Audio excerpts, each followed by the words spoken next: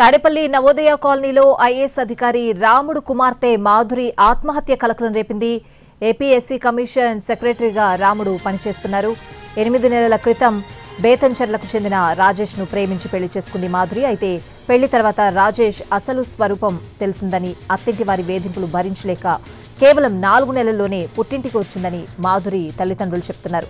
కొన్నాళ్లుగా ఇంట్లోనే ఉంటూ డిప్రెషన్లోకి వెళ్లిన మాధురి ప్రేమించిన వ్యక్తి మోసం చేశాడన్న మనస్తాపంతో ఉరివేసుకుని ఆత్మహత్యకు పాల్పడిందని అంటున్నారు.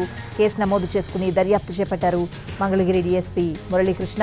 పోస్టుమార్టం కోసం మాధురి మృతదేహాన్ని మంగళగిరి ఎయిమ్స్ కు తరలించారు.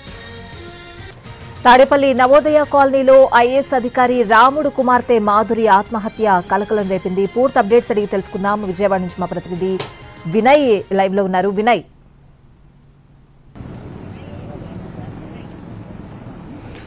స్వాతి, ఐఏఎస్ అధికారి చిన్న రాముడు కూతురు సూసైడ్ అనేది ప్రస్తుతం సంచలనం రేపుతుంది. ఈ సూసైడ్ వెనక అనేక సస్పెన్స్ కూడా నెలకొంది. ఒకరిపైన ఒకళ్ళు ఆరోపణలు చేసుకుంటా ఉన్నారు.